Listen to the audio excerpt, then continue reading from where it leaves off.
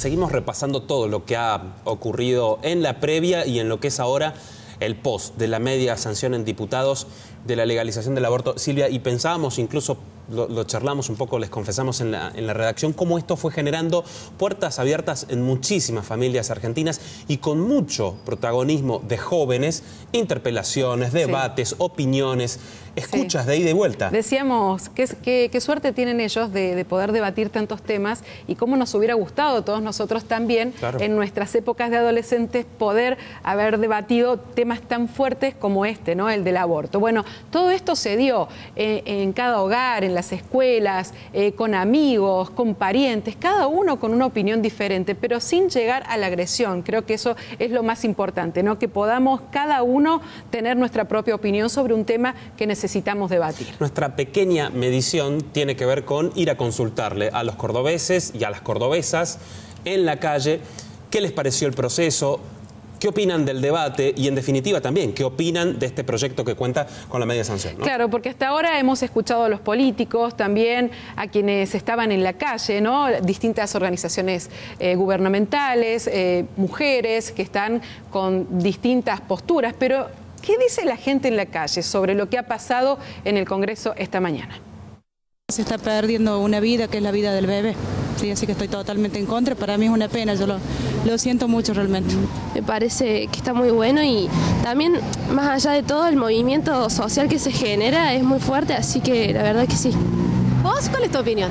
A favor, totalmente. Me parece que lo que se está dando es histórico a nivel mundial. Me parece que esta vez los jóvenes alzaron la voz y se nos va a escuchar.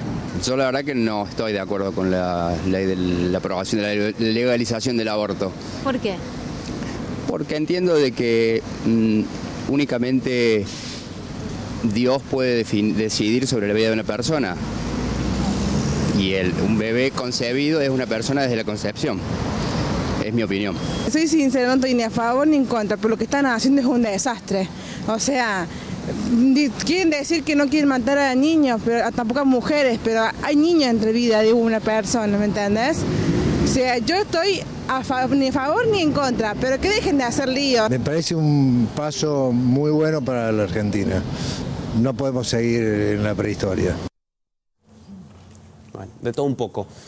Y en esa búsqueda de las opiniones también nos interesa ver cómo esto se traslada a la realidad, independientemente de cuestiones personales, en términos de vida, de anécdota o de recorrido, en términos de cuestiones políticas, religiosas o la opinión que tenga cada uno. Cómo esto es hoy, cómo funciona hoy en la realidad. Por eso estamos con la doctora Estela Maris López, que es médica generalista y además forma parte del Servicio de Medicina Familiar y General del Hospital Misericordia, un hospital público donde nos imaginamos que la realidad de los abortos clandestinos o de los embarazos no deseados llegan de manera cotidiana, ¿no? Gracias por venir.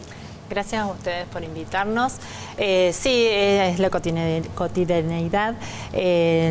Creo que quiero tomar algunas palabras que dijiste, Silvia, cuando hacías este anuncio a esta problemática, y es esto de poder hablar, ¿sí? De poder empezar a hablar, que nosotros a lo mejor no tuvimos esa posibilidad, y si nos paramos desde ese lugar, nos abre las puertas, esta nueva ley nos abre las puertas para empezar a dialogar con los adolescentes, fundamentalmente, desde el lugar donde ellos, qué necesidades tienen y cuál es lo que ellos padecen y sufren en cuanto a esta problemática, ¿sí?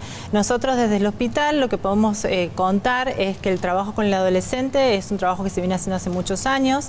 El abordaje es integral, ¿sí? Partimos desde la ley del Plan Nacional de la Salud Integral en el Adolescente, y lo que intentamos siempre es vincularnos con ellos, siempre preguntando, tratando de hacer escucha activa, que sea algo confidencial lo que ellos nos están contando, que se sientan cómodos en esa relación con el médico, y dándoles las herramientas y instruyéndolos en cuanto a todo lo que es métodos anticonceptivos, ¿sí? Creo que esta puerta que se abre, ¿sí? el debate, nos obliga a nosotros los profesionales a un trabajo un poco más intenso y más arduo que a lo que mejor se venía haciendo hasta ahora.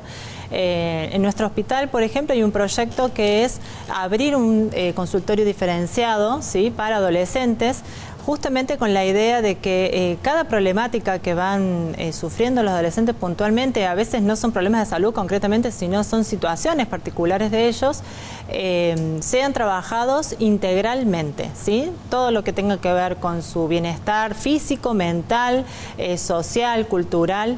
Y creo que el enfoque de la ley, puntualmente, nosotros no podemos decir si estamos a favor o en contra, sí podemos decir que nuestra responsabilidad tiene que ver con ese tipo de trabajo que se va a hacer en la hora en más, ¿sí? Claro. Hay dos leyes anteriores, ¿no? Como es el de la ley de educación sexual, tal cual, de salud reproductiva, y si todavía hay tantas mujeres en la Argentina que mueren por abortos clandestinos, quiere decir que no ha sido suficiente o que el Estado no ha estado tan presente. Pero también no es solo una responsabilidad del Estado, pero yo pensaba en ustedes, ¿no?, en los médicos, que son los que se tienen que mirar cara a cara con el paciente cuando ya llega en la situación crítica, que es el aborto, ¿no? Por eso me parece importante recalcar en el antes, ¿no? Yo no pertenezco al servicio de ginecobstetricia del hospital. Sí creo que no podemos negar la realidad, no podemos negar que esto está ocurriendo, y nosotros como servicio de medicina general y familiar lo que hacemos es trabajar preventivamente, ¿sí? Llegar antes de la problemática. El trabajo con el adolescente es un trabajo que probablemente en mucho tiempo, vos bien decías, el Estado a lo mejor va queriendo trabajar y poner hincapié en esto, pero no se está encontrando la manera correcta probablemente, y por eso los resultados son mayor cantidad de embarazos en adolescentes, o tener que pensar en cuando ya está consumido el hecho y existe ese niño, en el aborto. Si seguimos hablando de la prevención, creo que hasta te diría que es la medicina del futuro, es lo que deberíamos hacer, es a lo que nos tenemos que dedicar. ¿Cómo se multiplica eso, doctora? Lo que ustedes hacen en el hospital en términos de prevención, ¿cómo se lleva a otras áreas? Vinculadas a la educación en las escuelas directamente, ¿no? Con más presupuesto. ¿Cómo exactamente. sería? Bueno, particularmente el recurso humano, nosotros tratamos desde nuestro lugar que esto que a lo mejor parece chiquito, que es lo que vamos haciendo, que se vaya replicando en nuestra institución puntualmente, pero a su vez que estos se puede ver en otros hospitales, en otras áreas. Trabajar en red, por ejemplo, es muy importante, ¿sí? Trabajar interdisciplinariamente, trabajar con las escuelas.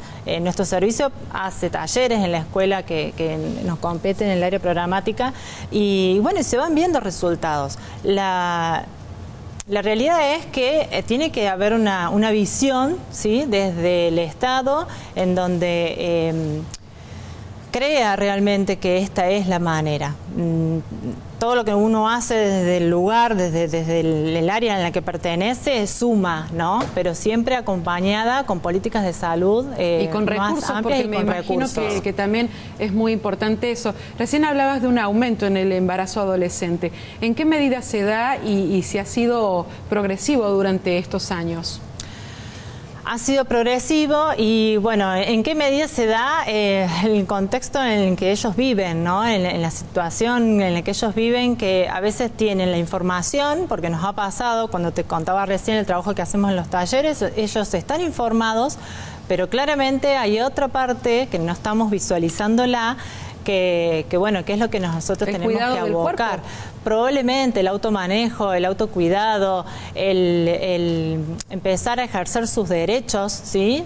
También ser responsables ellos de sus actos, empezar a sentir la salud como una responsabilidad, pero también una corresponsabilidad para con el otro.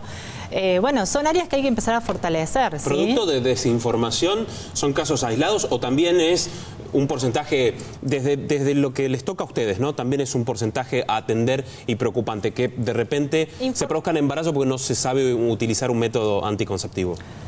La experiencia nuestra, que no es mucha, pero es bastante acotada en cuanto a algunas intervenciones que hemos hecho en la escuela, nos da la sensación de que ellos tienen la información. Los adolescentes puntualmente tienen la información. Me parece que es algo más abarcativo, digo, desde la educación. Hay otras aristas que a lo mejor no estábamos hablando. Cómo ellos se involucran, cómo ellos se vinculan con el otro. Hay cuestiones que tienen que ver con... ¿Qué cambios culturales también, ¿no?